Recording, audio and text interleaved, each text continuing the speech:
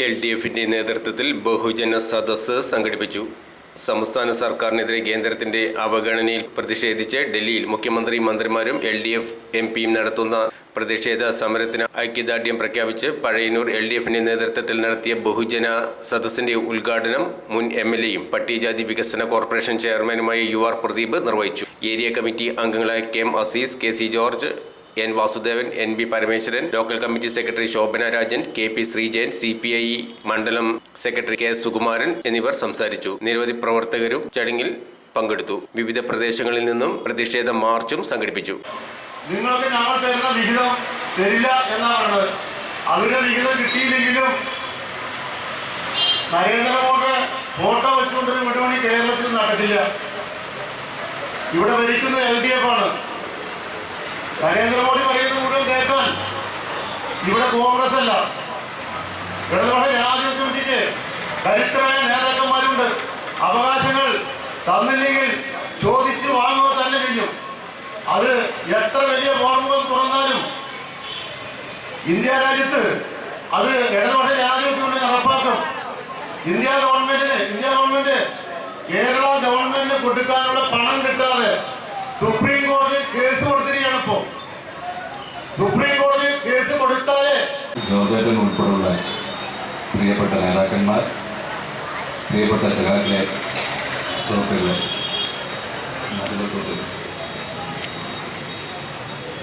നേരത്തെ ഇവിടെ അധ്യക്ഷൻ സൂചിപ്പിച്ച പോലെ കേരളത്തിൽ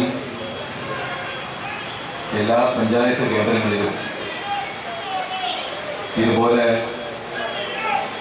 പ്രതിഷേധം ഉയർത്താൻ വേണ്ടിയിട്ടാണ് തീരുമാനിച്ചത്. ഈ പ്രതിഷേധത്തിൻ്റെ കാരണം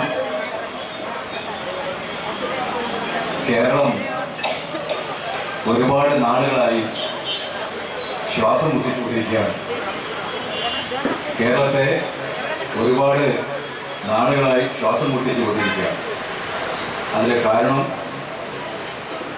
രാജ്യം ഭരിക്കുന്ന BJP സർക്കാർ. BJP സർക്കാരാണ്. നിരന്തരമായി കേരളം ഭരിക്കുന്ന മുഖ്യമന്ത്രിയും മന്ത്രിമാരും അർഹതപ്പെട്ട വിഹിതം കേരളത്തിൽ തരണം. ഇതിൽ രാഷ്ട്രീയ വിവേചനം കാട്ടരുത്. കേരളത്തിൽ നടത്തുന്ന വികസന പ്രവർത്തനവും ക്ഷേമ പ്രവർത്തനവും തടസ്സമില്ലാതെ നടപ്പിലാക്കണമെങ്കിൽ സർക്കാർ മുൻകാലങ്ങളിൽ നമ്മുടെ ഭരണഘടനയിൽ ഉൾപ്പെടെ പ്രഖ്യാപിച്ച പോലെ ഓരോ സംസ്ഥാനത്തിലും നിശ്ചിത വിഹിതം കേന്ദ്ര സർക്കാർ അതാത് സംസ്ഥാനങ്ങൾക്ക് കൊടുക്കാറുണ്ട്. അത് പദ്ധതി വിഹിതമായും ഗ്രാൻഡായും എല്ലാമായി ഒരു സംസ്ഥാനത്തിന് പ്രവർത്തിക്കാൻ വേണ്ട ആവശ്യമായ പണം നൽകിക്കൊണ്ടാണ് ഓരോ സംസ്ഥാനങ്ങളും ഇത്തരത്തിലുള്ള വികസനവും അതുപോലെ തന്നെ ക്ഷേമ പ്രവർത്തനവും എല്ലാമായി നടത്തിക്കൊണ്ടിരിക്കുന്നത്.